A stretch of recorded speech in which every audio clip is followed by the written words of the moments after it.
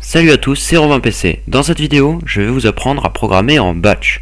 Le batch, c'est le langage de programmation de la console Windows. Ainsi, vous apprendrez à réaliser ce qu'on appelle des .bat. Voici le sommaire.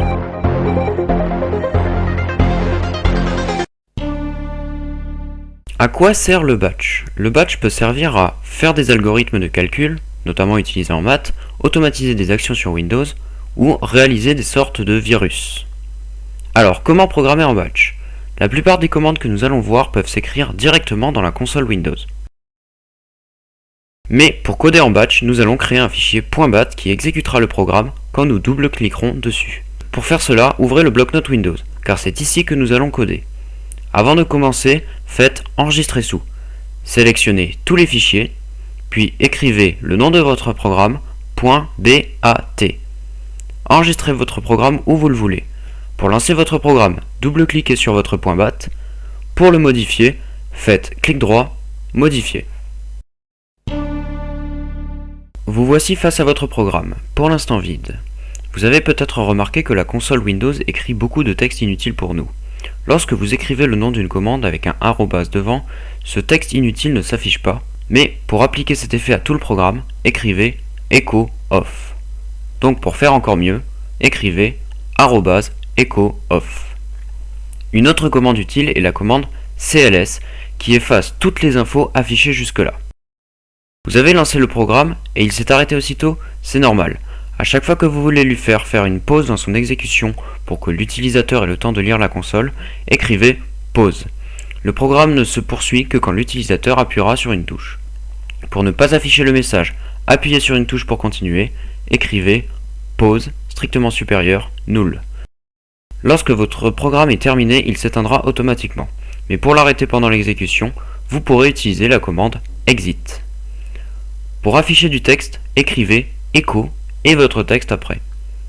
Pour prendre des notes à l'intérieur du code ou pour expliquer son fonctionnement, vous pouvez faire des commentaires. Ils ne seront pas lus par le programme. Écrivez ... et votre commentaire. Notez que toutes les commandes que nous avons vues et que nous allons voir peuvent s'écrire en minuscules ou en majuscules, ça ne changera rien. Voici un programme qui résume ce que nous venons de voir. Et voilà le résultat. Voici certaines commandes utiles pour personnaliser votre programme. Écrivez title, votre titre, pour que la fenêtre du programme s'appelle comme vous le voulez. Écrivez mode, con, calls, un nombre, lines, un nombre, pour redimensionner la fenêtre. Écrivez color, un caractère pour changer les couleurs. Le premier caractère change la couleur du fond, le deuxième celle du texte. Chaque caractère correspond à une couleur. Voici la liste. Exemple. Maintenant, voici comment faire des jolis cadres à vos textes. En jouant sur les emplacements des caractères, nous allons entourer le texte d'une bordure avec les caractères suivants. Pour insérer un caractère spécial, pressez Alt, puis tapez un numéro sur le pavé numérique, puis lâchez Alt. Regardez la liste des caractères spéciaux. Il y a un problème. Le fichier .bat accepte les caractères encodés en ANSI, ceux dont le code commence par 0, mais l'invite de commande n'accepte que les caractères ASCII. La conversion d'un encodage à l'autre pose un problème. On ne peut pas écrire les caractères que nous voulons dans notre code. Nous devons insérer la version ASCII du caractère ANSI qui a le même code ASCII que le caractère que l'on veut. Exemple, le coin supérieur gauche, son code vaut 201. Le code ANSI 0201 est un E avec un accent. Le caractère correspondant, donc le même, c'est le caractère ASCII numéro 144. Insérez donc ce caractère. Voici les codes pour avoir notre cadre. Voici un exemple de cadre, le code et le résultat. Nous allons maintenant apprendre à utiliser les variables. Les variables, ce sont des emplacements mémoire auxquels on peut attribuer une valeur et bien sûr la changer. Elles permettent ainsi de stocker un nombre ou des mots. C'est le seul moyen pour l'ordinateur de se souvenir entre guillemets de quelque chose. Voici comment la créer. Écrivez set, le nom de la variable, égale un texte ou un nombre ou une valeur de variable. Attention, ne mettez pas d'espace autour du égal. Pour récupérer la valeur de la variable, écrivez son nom entre %. Par exemple, pour l'afficher, echo, ma variable vaut, %, votre variable %. Voici une commande utile dans le cas d'une variable texte. Elle permet de récupérer qu'une partie de la variable. %, le nom de votre variable, la petite vague en faisant Alt-greu plus la touche 2, un nombre, virgule, un nombre, %. Le premier nombre indique l'indice du premier caractère à récupérer. Attention, le tout premier caractère de la variable est à l'indice 0, le suivant à 1, le suivant à 2, etc. Le deuxième nombre indique le nombre de caractères à récupérer en tout. Vous pouvez aussi attribuer à votre variable le résultat d'un calcul. Déclarez la variable comme ceci. set/a, le nom de votre variable égale le calcul. Dans le calcul, vous pouvez mettre soit un nombre, soit une valeur de variable. Utilisez les symboles plus, moins, astérisque et slash pour additionner, soustraire, multiplier et diviser. Vous pouvez faire un long calcul avec plus que deux valeurs. Vous pouvez aussi mettre des parenthèses pour mettre des priorités opératoires. Enfin, il est possible de demander à l'utilisateur d'entrer une valeur de variable. Voici le code. set/p, le nom de votre variable, égale texte à afficher. Le texte va s'afficher et le programme va se mettre en pause jusqu'à ce que l'utilisateur entre une valeur et appuie sur Entrée. Voici un exemple qui résume ce que nous venons de voir. Et voici le résultat. Sachez maintenant que Windows utilise aussi des variables, on les appelle les variables d'environnement. Vous pouvez récupérer leurs valeurs pour avoir par exemple le nom du PC. Mais il ne faut pas créer des variables qui ont le même nom. Voici donc la liste des variables d'environnement.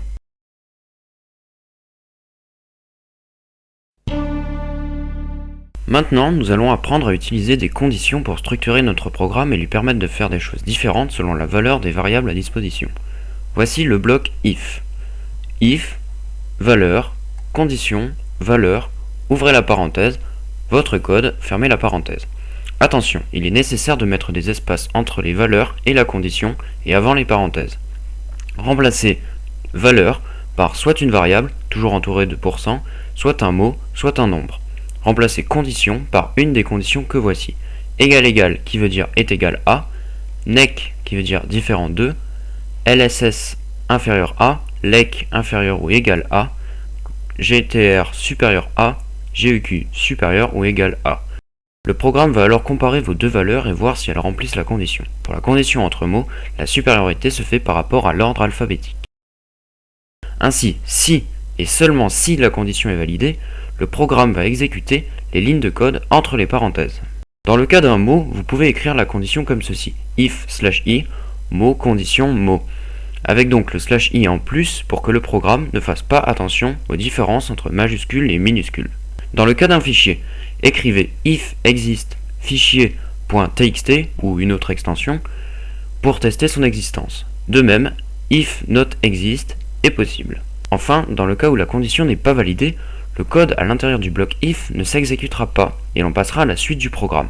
Mais on peut aussi ajouter un bloc sinon qui s'exécutera seulement dans ce cas. Voici la syntaxe. If la condition, ouvrez les parenthèses, le code pour le si, fermez la parenthèse, espace else, espace ouvrez la parenthèse, votre code dans le cas du sinon, fermez la parenthèse.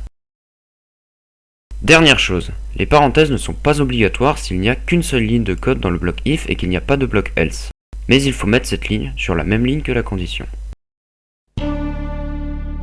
Nous allons maintenant apprendre à utiliser les goto et les étiquettes. Attention, le système des goto est aujourd'hui très mal vu dans le domaine de la programmation. Si vous étudiez d'autres langages, utilisez son équivalent, la boucle while ou boucle tant que. En batch, elle n'existe pas, seul le goto existe. Voici le principe. Vous souhaitez qu'à un moment donné, votre programme retourne à une ligne de code déjà exécutée ou qu'il reprenne son exécution plus loin dans le code. Placez une étiquette. C'est une sorte de marqueur dans votre programme. Voici la syntaxe. : le nom de votre étiquette. Ensuite, il vous suffira d'écrire goto, le nom de votre étiquette, pour que le programme continue de s'exécuter à partir de votre étiquette. Vous l'avez compris, si vous faites repartir votre programme avant votre goto, le programme ne s'arrêtera jamais, il sera dans une boucle. Il est donc nécessaire de mettre un if avec un goto dedans qui, quand sa condition est validée, va ordonner au programme de sortir de la boucle.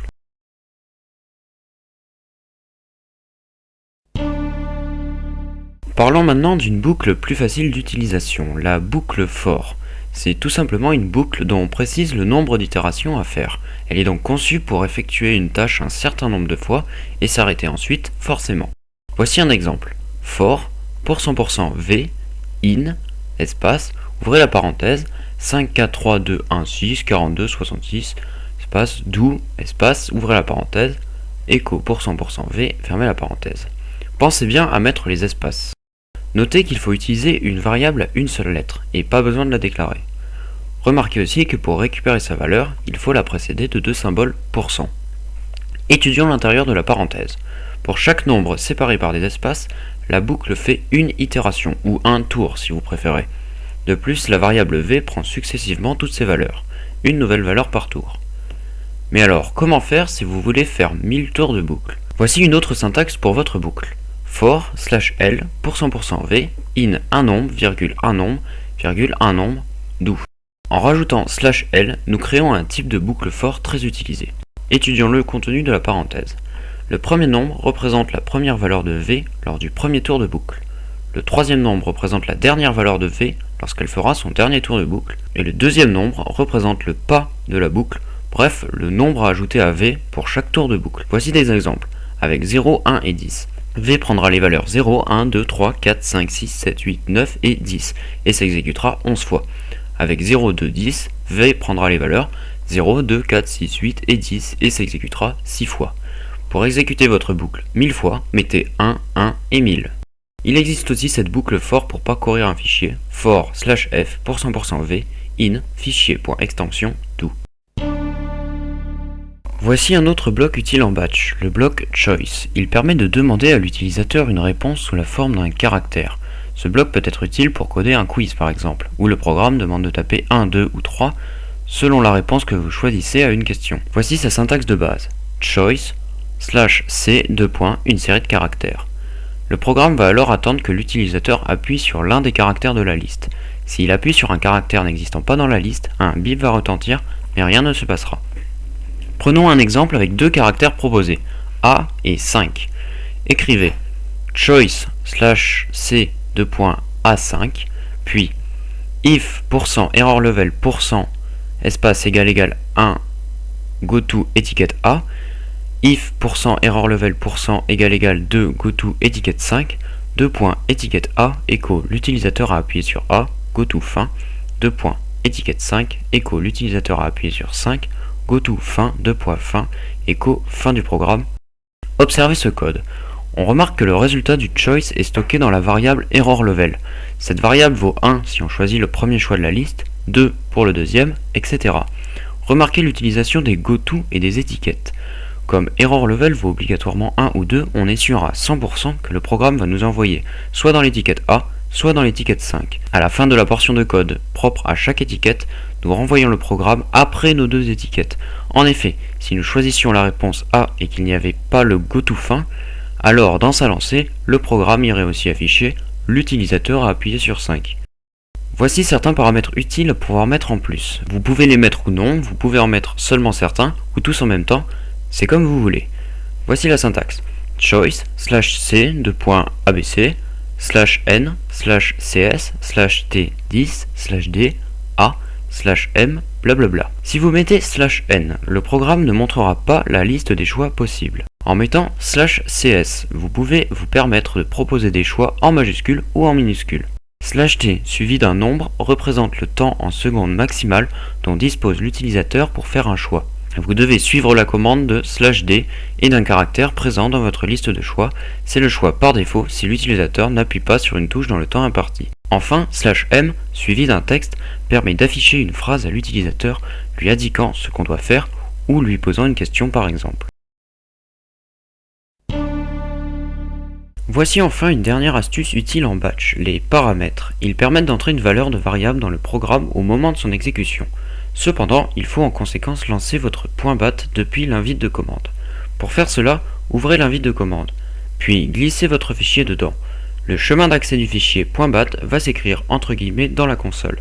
Si vous appuyez sur Entrée, vous allez lancer votre programme. Cependant, vous pouvez écrire, après votre chemin entre guillemets et séparé par des espaces, des valeurs, soit un nombre, soit un mot. Vous pouvez en mettre autant que vous le voulez. Votre programme aura la possibilité de récupérer ces valeurs. Pour récupérer le contenu de ces variables dans votre programme, écrivez %1 ou %2 ou %3, etc. %1 représente le premier paramètre qui suit le chemin du fichier, %2 le deuxième, etc. Le batch permet de faire de nombreuses choses sous Windows, c'est pourquoi je ne peux pas ici vous expliquer toutes les autres commandes qui existent, et qui permettent par exemple de copier un fichier, paramétrer son PC, ouvrir un logiciel, et ainsi de suite. Je vous conseille donc de taper la commande help dans la console, pour voir la liste de toutes les commandes sous Windows. Par ailleurs, n'hésitez pas à chercher sur internet quand vous voulez une commande précise. Je conseille le site www.batcher.fr, mais il y en existe d'autres. Enfin, si vous souhaitez savoir comment fonctionne une commande, tapez la commande /.d'interrogation dans la console Windows et tout vous sera expliqué. Voilà, ce tutoriel est terminé, j'espère qu'il vous a plu. Pensez à lâcher un petit pouce bleu. Il ne vous reste plus qu'à mettre en pratique vos connaissances pour progresser en informatique. Que la force soit avec vous.